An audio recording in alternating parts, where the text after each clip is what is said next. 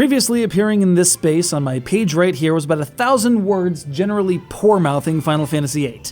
By now you know me, you know what I like, and still I can't really come around on what may be the emoest, the teen angstist, the most unapologetically broken Final Fantasy. I hated it the first time I beat it in '99, I barely tolerated it the second time I beat it in '02, and I'm still pretty far from liking it today. But the longer a steaming mass like this sits in your rearview mirror, the more the steam coalesces into interesting shapes and patterns, and you keep turning back, just trying to give it one more chance. By all accounts, I should like this game. It's got one of the most unique magic and stat development systems in the series, it's got the gold standard of parallel sub-games in Triple Triad, and it's got a cute blue mage, as opposed to a furry or a geriatric or whatever the hell Quina is.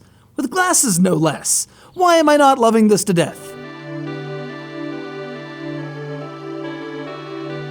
Oh yeah, it's because I want to spend the entire game punching this guy in the throat. And this guy too, but mostly this guy.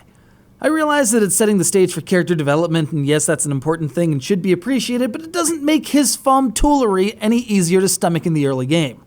Squall's part of a strange military academy focused on training mercenaries and keeping the hot dogs in short supply, so they get a reason to go out there and kill.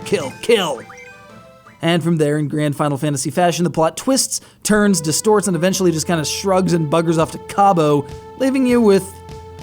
See, there I go again.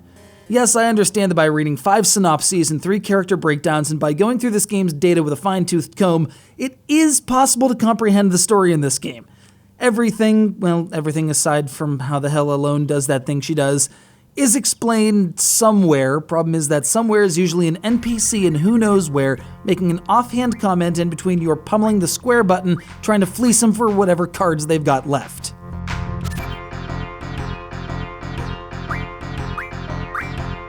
Because let's face it, the card game is the key to this whole monstrosity. In a game that actively punishes you for leveling up, the ability to swipe cards from unwitting schmucks, turn them into spells, and turn those spells into stats without seeing combat 1 is crucial. Heck, the game even gives you a means by which to avoid random encounters completely, and you don't even need Mog in one of your 8 parties. That's the real challenge here.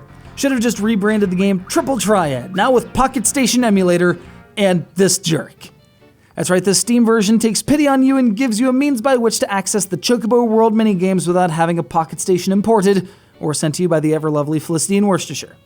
This comes alongside a spate of other improvements, including a general tune-up of some graphical elements like fonts and whatnot, and of course, achievements, including one for finishing the game with Squall still at level 7, fittingly named Contrived Finish. Don't you know it?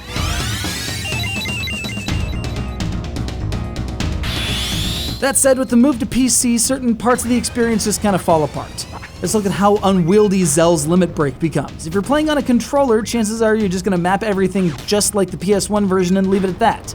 Who knows and who cares what the hell button 7 is? When you're trying to input commands, say during a high-speed train heist, it fast becomes a pain in the ass. But grin and bear it, I guess, because it's Final Fantasy VIII, and what were you expecting? It's still much less glitchy than the original PC release from years and years ago, except for some annoying graphical quirks like this one polygon in Safer's head. This thing really pisses me off. Even more than that jerk himself, even more than the kind of mangled audio, which is still one of the high points of the game. But that's why PC games have mods. Nudge, nudge.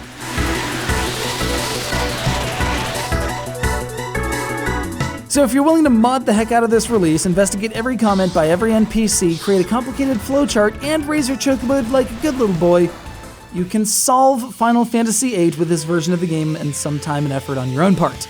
And much as I've disparaged the game, I'm still trying to work it out. It's like a Doom train wreck. I don't want to stare, but I can't look away.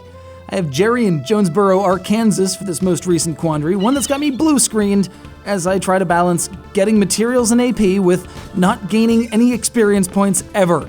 And not punching Squall through my laptop screen.